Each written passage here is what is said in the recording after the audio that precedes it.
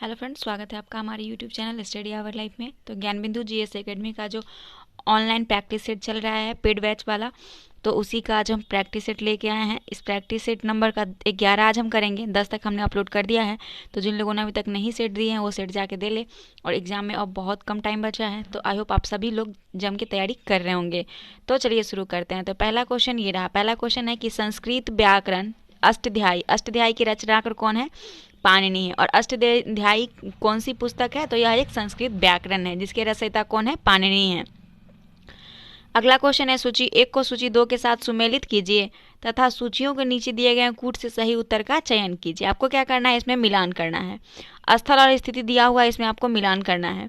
तो देखना है कि इसमें रंगपुर का हो जाएगा आपका, रंगपुर का हो जाएगा गुजरात। रंगपुर कहाँ है? गुजरात में है। कालीबंगा कहाँ है? कालीबंगा है राजस्थान में।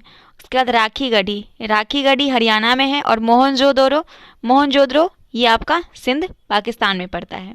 तो आपका बी ऑप्शन करेक्ट हो जाएगा। अगला क्वेश्चन है 3 नंबर कि निम्नलिखित कथनों पर विचार कीजिए। मोहम्मद बिन तुगलक के शासन में दिल्ली सल्तनत के विघटन के परिणाम स्वरूप दक्षिण भारत में 2 नए साम्राज्य बहमनी और विजयनगर अस्तित्व में आया था। तो ये मोहम्मद बिन तुगलक के शासनकाल में दिल्ली सल्तनत के विघटन के बाद दक्षिण भारत में 2 साम्राज्य आया था। कौन कौन? बहमनी और विजयनगर। बिल्कुल करेक्ट है। निकोलो कोंटी और अब्दुल रज्जाक ने विजयनगर साम्राज्य का गौरवपूर्ण विवरण प्रस्तुत किया था। ये भी सही है। तो आपका ऑप्शन सी हो जाएगा कि दोनों कथन सही है। 4 नंबर क्वेश्चन है कि निम्नलिखित में से किस सूफी संत के विचारों को सिखों के धर्म ग्रंथ आदि ग्रंथ में शामिल किया गया है? तो सिखों के धर्म ग्रंथ को आदि ग्रंथ में शामिल किया गया वो आपका फर्रुखुद्दीन गंज ए शंकर। सूफी संत के विचार को सिख के धर्म ग्रंथ आदि ग्रंथ में शामिल किया गया है वो फर्रुखुद्दीन गंज ए शंकर है। ऑप्शन सी बिल्कुल करेक्ट है। अगला क्वेश्चन है 5 नंबर कि 18वीं सदी में मैसूर के शासक हैदर अली के संदर्भ में निम्नलिखित कथनों में से कौन सा सही है? उसने फ्रांसीसी विशेषज्ञों की मदद से डिंडीगुल में आधुनिक शस्त्रागार नगर की स्थापना कराया था। सही है। उसने श्रीरंगपट्टनम में स्वतंत्रता का वृक्ष लगवाया और फ्रांसीसी जैकोबिन क्लब का सदस्य बना। ये भी सही है। तो कह रहा है सही उत्तर चयन करना है, तो आपका सी बिल्कुल करेक्ट हो जाएगा, क्योंकि इसमें 1 और 2 दोनों कथन सही है। 6 नंबर क्वेश्चन है कि भारत में डच औपनिवेशीकरण के संबंध में निम्नलिखित कथनों पर विचार कीजिए। किसके संबंध में? डच के बारे में। तो दिया है कि 1605 में मुस्लिमपट्टनम में पहला डच कारखाना स्थापित किया गया था। फिर दिया है 1759 में बेदरा की लड़ाई में अंग्रेजों के हाथों उनकी निर्णायक हार हुई। उस लड़ाई में अंग्रेजों का नेतृत्व कौन कर रहा था? रॉबर्ट क्लाइव ने किया था। और तीसरा दिया है कि बिगड़ती हुई आर्थिक स्थिति, अत्यधिक केंद्रीकरण, मसाला व्यापार को प्राथमिकता और अंग्रेजों की तुलना में कमजोर नौसेना डचों के पतन के प्रमुख कारण। उपयुक्त में से कौन सा कथन सही है? तो इसमें जो सही हो जाएगा वो आपका 1 सही है, 2 सही है और 3 सही है। तीनों कथन बिल्कुल सही है डच के बारे में। अगला क्वेश्चन है संधियों तथा उनके पक्षों के संदर्भ में निम्न युग्मों पर विचार कीजिए। तो देखना है, सबसे पहले संधि दिया हुआ है, 1 मिनट छोटा कर लेते हैं ताकि यहाँ पे सही हो जाएगा। संधि तथा उनके पक्षों के संदर्भ में, तो इसमें देखना है कि आपका करेक्ट क्या हो जाएगा। तो इसमें दिया हुआ है कि सूरत की संधि ईस्ट इंडिया कंपनी और रघुनाथ राव। सही है। उसके बाद इलाहाबाद की संधि है east India company, Shah Alam द्वितीय और अवध नवाब। और तीसरा है श्रीरंगपट्टनम की संधि ईस्ट इंडिया कंपनी और हैदर अली। तो आपका इसमें जो सही हो जाएगा वो 1, 2 और 3 तीनों का मिलान बिल्कुल सही है। तो ऑप्शन डी करेक्ट हो जाएगा। सॉरी, ऑप्शन इसका सी सही हो जाएगा। 1 और 2 ही सही है। श्रीरंगपट्टनम वाला में जो हो जाएगा ये ईस्ट इंडिया कंपनी नहीं होके, तो आपका इसमें जो दिया हुआ है, 1 मिनट, श्रीरंगपट्टनम की संधि कब हुई थी? तो ये जो हुआ था आपका 1792 में, 18 मार्च 1792 को हुआ था। और जब ये संधि हुआ था उस टाइम तृतीय आंग्ल मैसूर युद्ध का क्या हो गया था? समाप्त। तृतीय आंग्ल मैसूर युद्ध समाप्त हुआ था और ये संधि जो है वो शुरू हुआ था। और इस ये हैदर अली नहीं बल्कि टीपू सुल्तान इसका नेतृत्व किया था। तो आपका ऑप्शन सी बिल्कुल करेक्ट है। अगला क्वेश्चन है 8 नंबर कि निम्नलिखित में से कौन सा अक्षांश अंडमान द्वीप समूह और निकोबार द्वीप समूह को पृथक करता है? तो 10 डिग्री नॉर्थ अक्षांश जो है ये अंडमान द्वीप समूह और निकोबार द्वीप समूह को पृथक करता है, 10 डिग्री नॉर्थ अक्षांश। अगला क्वेश्चन है 9 नंबर, निम्न पहाड़ियों वाला बेलीकोंडा समूह किसका संरचनात्मक हिस्सा है? तो ये पूर्वी घाट का बेलीकोंडा समूह जो है वो पूर्वी घाट का संरचनात्मक हिस्सा है। अगला क्वेश्चन है 10 नंबर। निम्नलिखित में से कौन सा एक पश्चिम की ओर बहने वाली नदियों का उनके नदी बेसिन के घटते आकार के आधार पर सही अनुक्रम है? तो ये नर्मदा है, तापी है, माही है और साबरमती है। ये जो है बिल्कुल सही अनुक्रम है।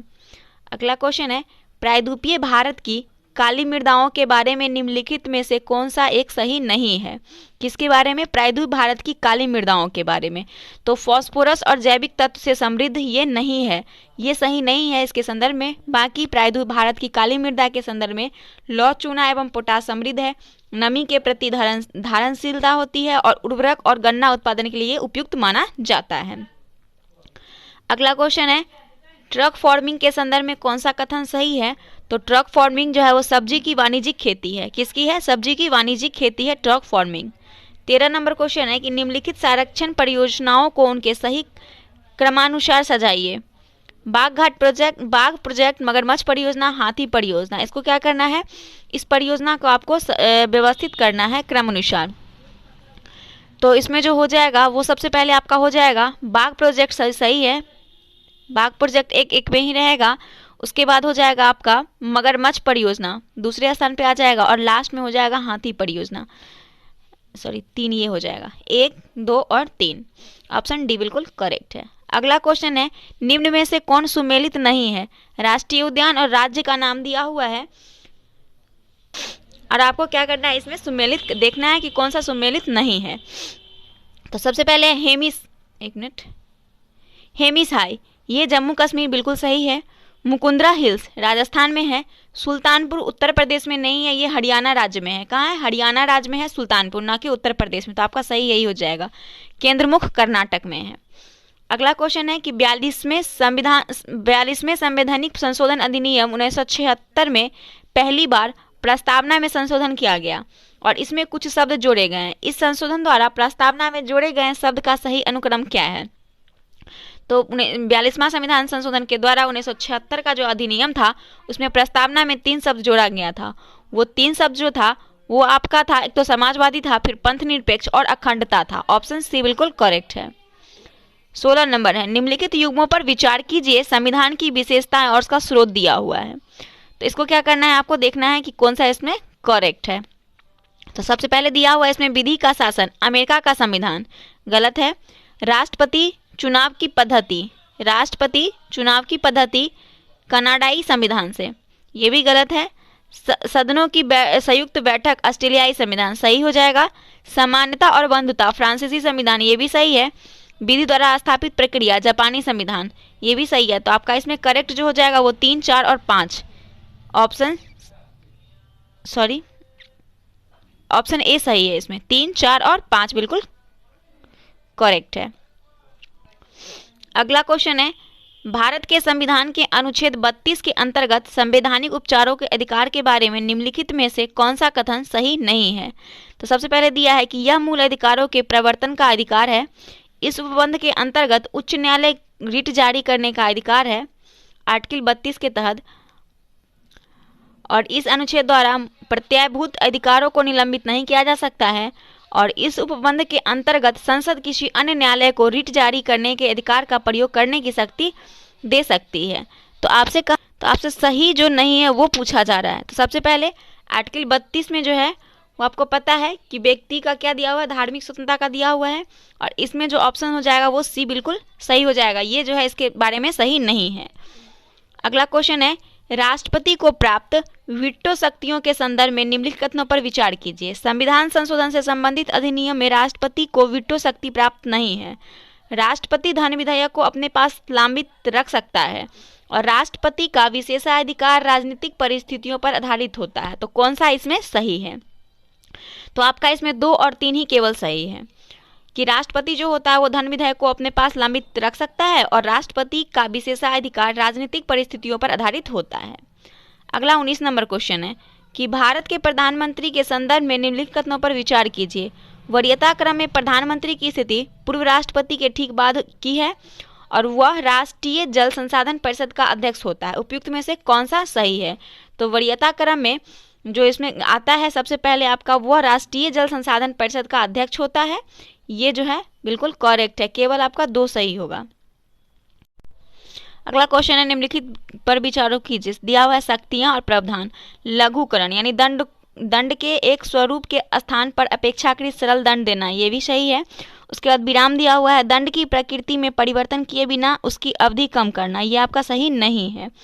परिलंबन, ये जो होता है दंडादेश के निष्पादन पर अस्थायी रोक लगाना, ये भी सही है। परिहार, किसी विशेष परिस्थिति कारण कम दंडादेश देना। उपयुक्त में से कौन सा सही सुमेलित है? तो आपका सही सुमेलित 1 और 3 ही है।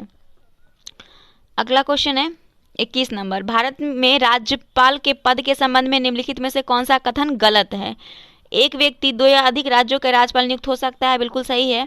यह विधानसभा अध्यक्ष को संबोधित त्यागपत्र देकर अपना त्यागपत्र देता है, ये सही नहीं है, क्योंकि यह जो है राज्यपाल जो अपना त्यागपत्र देता है, ये त्यागपत्र राष्ट्रपति महोदय के दिया जाता है, ना कि विधानसभा के अध्यक्ष को।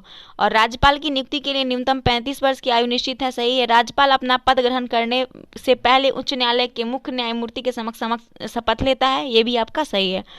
तो इसमें गलत कथन पूछा जा रहा है, तो ऑप्शन बी बिल्कुल करेक्ट होगा।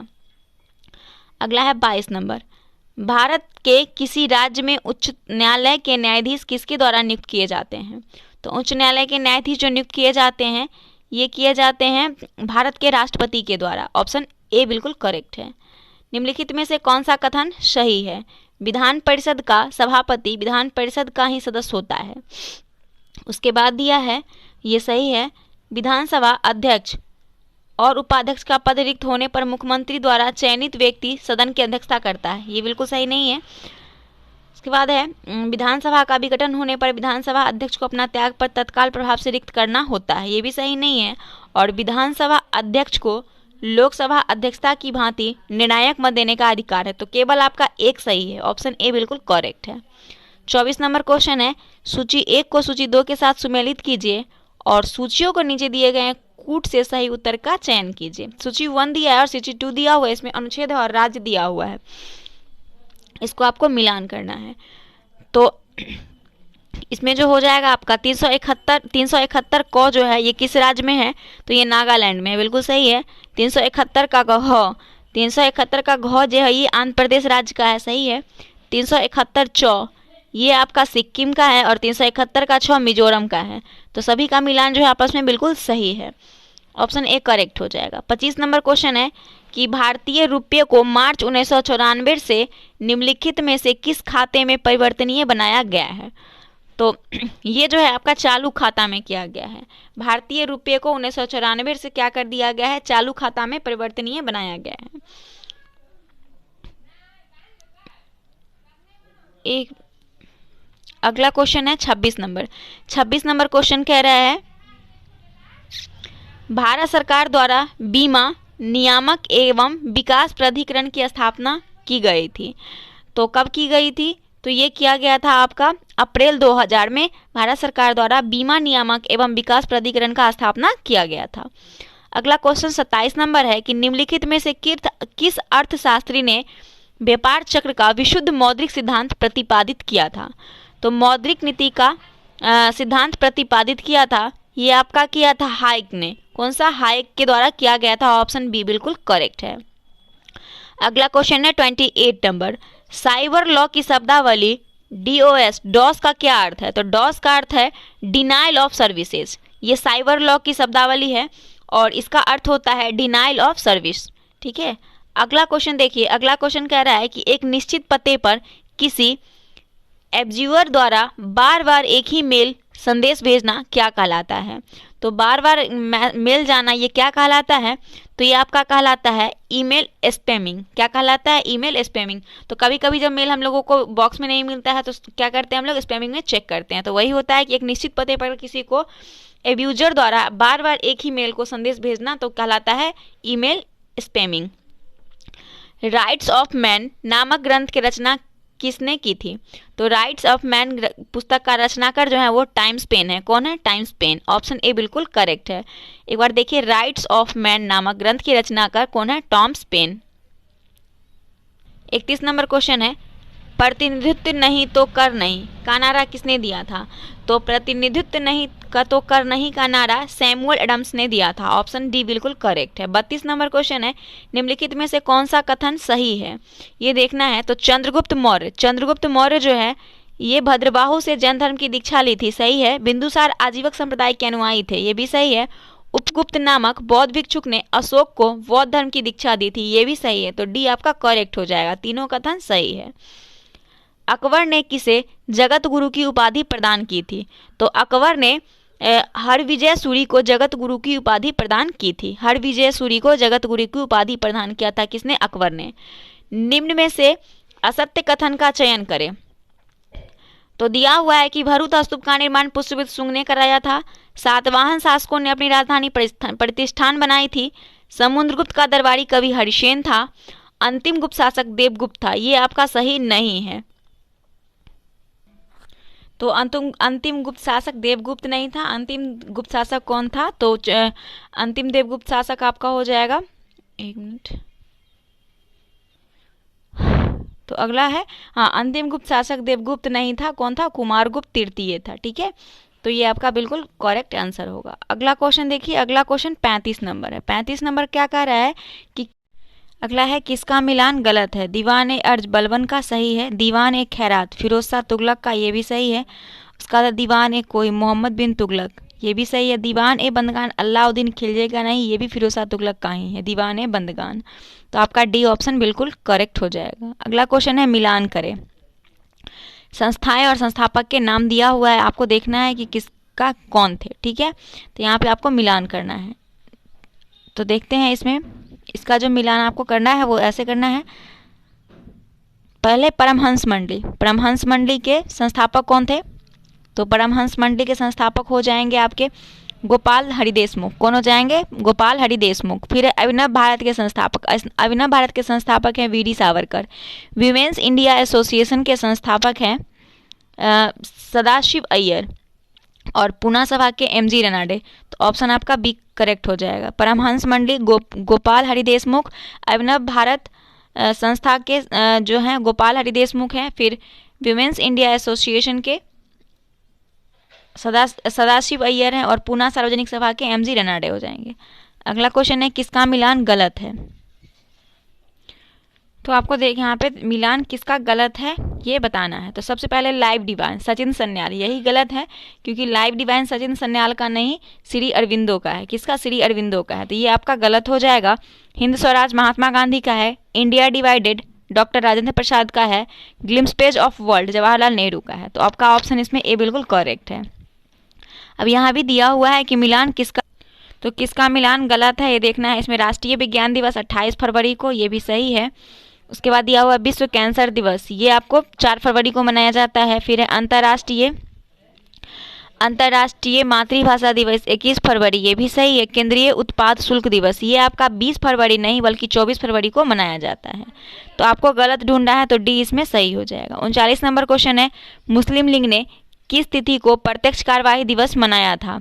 तो मुस्लिम लीग ने प्रत्यक्ष कार्यवाही दिवस कब मनाया था ये आपको देखना है। तो इसका जो करेक्ट आंसर हो जाएगा वो आपका हो जाएगा ऑप्शन नंबर बी। 16 अगस्त 1946 को मुस्लिम लीग ने प्रत्यक्ष कार्यवाही दिवस के रूप में मनाया था।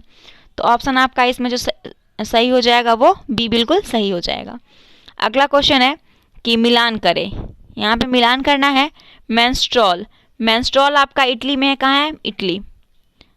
2 हो जाएगा। सिस्टोन आपका हो जाएगा ईरान। हबूब हो जाएगा सूडान और बुरान हो जाएगा रूस। स्थानीय और क्षेत्र मिलान करना था। Menstrual Italy, cistron Iran, haboob Sudan और बुरान है रूस। तो अगला क्वेश्चन है आपका ऑप्शन इसमें जो करेक्ट हो जाएगा वो सी करेक्ट हो जाएगा।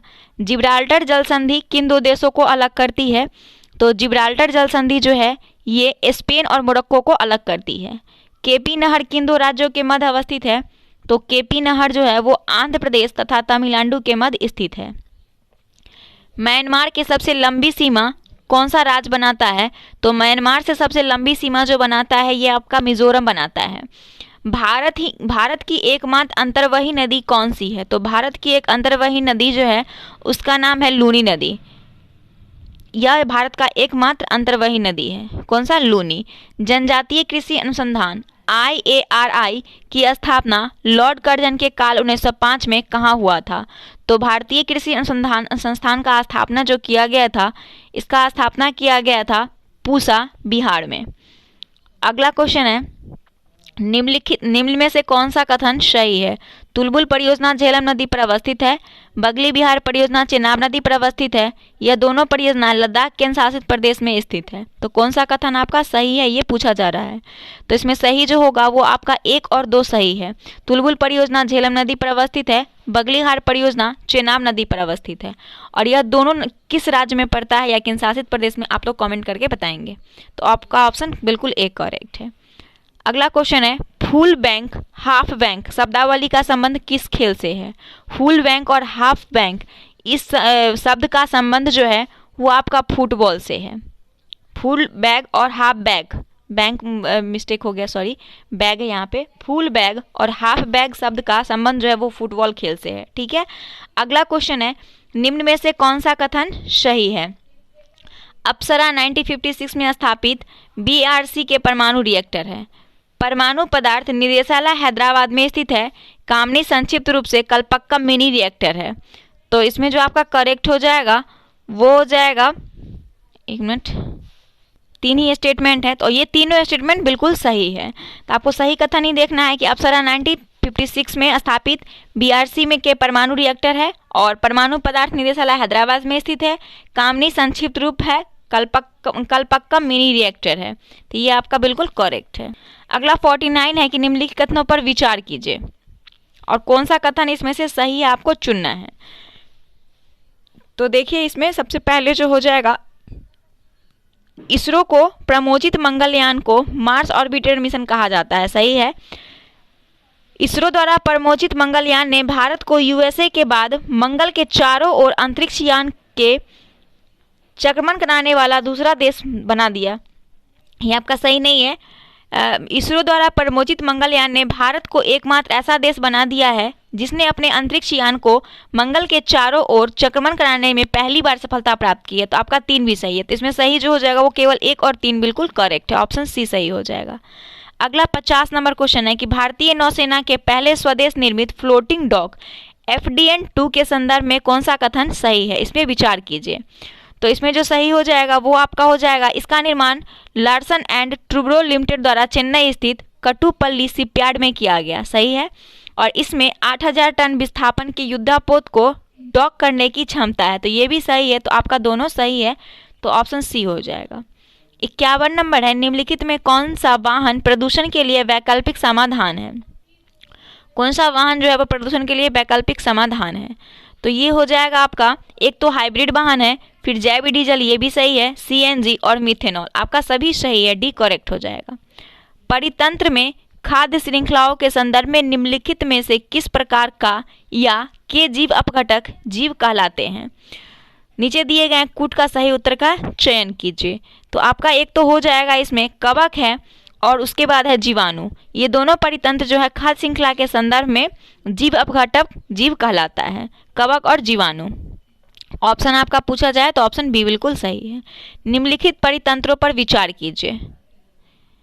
तो इसमें दिया हुआ है पर्वतीय परितंत्र, द्वीपीय परितंत्र, सदाबहार वन परितंत्र और प्रवाल भित्तियां परितंत्र। तो कह रहा है कि कौन से नाजुक परितंत्र के उदाहरण? तो ये चारों जो है आपके नाजुक परितंत्र के उदाहरण है। कौन कौन? पर्वतीय, द्वीपीय, सदाबहार, प्रवाल भित्ति। अगला क्वेश्चन देखिए 54 नंबर, रोवर्स कप का संबंध किस खेल से है? तो रोवर्स कप का संबंध जो है वो फुटबॉल से है। रोवर्स कप का संबंध किस खेल से है? फुटबॉल से है। किसका मिलान गलत है? बुलंद दरवाजा आगरा, ये आपका बिल्कुल मिलान जो है गलत है। बेलूर मठ कोलकाता में है। आनंद भवन इलाहाबाद में है। उसके बाद दिया हुआ है शांति निकेतन कोलकाता, ये भी आपका सही है। निम्नलिखित में से किस एक सर्प का भोज मुख्य रूप से अन्य सर्प है? तो अन्य सर्प को कौन सा सर्प खाता है ये आपसे पूछा जा रहा है। तो इसका जो करेक्ट आंसर हो जाएगा वो नागराज है। निम्नलिखित में से किस एक प्रकार के जीव में वह घटना पाई जाती है जिसमें मादा मैथुनोपरांत नर को मार देती है? तो इसका जो करेक्ट आंसर हो जाएगा मिनट, इसका करेक्ट आंसर आपका हो जाएगा ऑप्शन नंबर सी। मधुमक्खी जो है वो एक ऐसा जीव है जो मादा को क्या करती है, मैथुनों उपरांत नर को मार देती है। निम्नलिखित कथनों पर विचार कीजिए। इसमें 4 स्टेटमेंट है, इसमें आपको सही देखना है कि कौन सा सही है। तो पहला तो इसमें है चाय तथा कॉफी का संघटक कैफीन एवं मूत्रवर्धक होता है, तो ये आपका जो है वो सही है। उसके बाद हो जाएगा मृदु पेय में सिट्रिक अम्ल का प्रयोग होता है, ये भी सही है। और एस्कर्बिक अम्ल हड्डियां तथा दांतों को निर्मित होने के लिए आवश्यक है, तो ये भी सही है। हमारे पोषण में एस्कर्बिक अम्ल के लिए सिट्रिक अम्ल एक अच्छा प्रतिस्थापन है, तो कौन सा कथन सही है, तो आपका बी सही है। 1, 2, 3 सही है। उस वाहिका का नाम क्या है जो अमाशय तथा क्षुद्रतंत्र से यकृत में पोषक रक्त देता है, तो इसका करेक्ट आंसर जो हो जाएगा वो हो जाएगा ऑप्शन डी, यकृत प्रवेश द्वार शिरा जो है। 60 नंबर क्वेश्चन, सामान्यतः प्रयोग में लाई जाने वाली प्रदीप्त ट्यूबलाइट पर निम्नलिखित में से कौन सा अंकित होता है, तो इसका जो करेक्ट आंसर हो जाएगा वो आपका हो जाएगा ऑप्शन नंबर सी, 6500 के। 6500 के जो होता है वो समान प्रयोग में आने वाली प्रदीप ट्यूबलाइट जो होता है उसमें अंकित किया जाता है। अगला क्वेश्चन है, निम्नलिखित कथनों पर विचार कीजिए। एक व्यक्ति से दूसरे व्यक्ति को मोनियोकॉकिक्स मतलब मस्तिष्क वर्णशोधन जो संचरण मच्छर के काटने से होता है, एक डिजीज है। और दूसरा है कि वमन तथा ग्रीवा पीरा मेनिगोकॉकिक्स के लक्षणों में से 2 लक्षण है, तो उपयुक्त में से कौन सा कथन सही है, तो इसका जो सही हो जाएगा वो हो जाएगा ऑप्शन नंबर बी, केवल 2 सही है, 1 जो है वो गलत है। अगला क्वेश्चन है 62 नंबर कि निम्नलिखित में से कौन सा एक पौष्टिक कैल्शियम का एक अच्छा स्रोत नहीं है, इसका हो जाएगा चावल, ऑप्शन ए सही है, चावल। अगला है, निम्नलिखित कथनों पर विचार कीजिए। इलीजा परीक्षण किस व्यक्ति को कैंसर रोग होने की जांच के लिए प्रथम तथा सर्वाधिक प्राथमिक परीक्षण के रूप में प्रयोग लाया जाता है। इलीजा परीक्षण जो होता है वो किसी व्यक्ति को कैंसर रोग होने के जांच के लिए प्रथम तथा सर्वाधिक प्राथमिक परीक्षण के रूप में प्रयोग में लाया जाता है।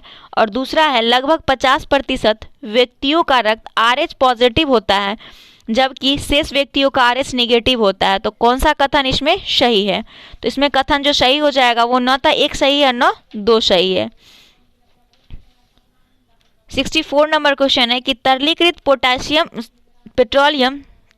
पेट्रोलियम गैस का प्रमुख घटक मीथेन होता है और कारण दिया है कि मीथेन घरों तथा कारखानों में जलाने के लिए सीधे प्रयोग में लाई जा सकती है जहां वह पाइपलाइनों से उपलब्ध कराई जा सकती है, तो कौन सा कूट इसमें सही है, तो इसमें जो कूट सही हो जाएगा वो ऑप्शन डी हो जाएगा।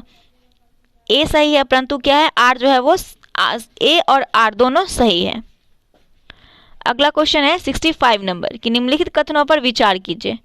निर्जल सोडियम कार्बोनेट साधारणतः पाक सोडा यानी बेकिंग सोडा के रूप में जाना जाता है। और दूसरा दिया हुआ है कि अग्निशामक में पाक सोडा यानी बेकिंग सोडा का प्रयोग होता है। तीसरा है, विरंजक चूर्ण का उत्पादन हेसन क्लेवर संयंत्र में होता है, तो कौन सा कथन जो है वो सही है, तो इसमें जो कथन सही हो जाएगा बिल्कुल करेक्ट आंसर आपका सी हो जाएगा। इसमें केवल 3 जो है वो सही है कि विरंजक चूर्ण जो होता है यानी ब्लीचिंग पाउडर जिसको बोलते हैं उसका उत्पादन हेसन क्लेवर संयंत्र में होता है।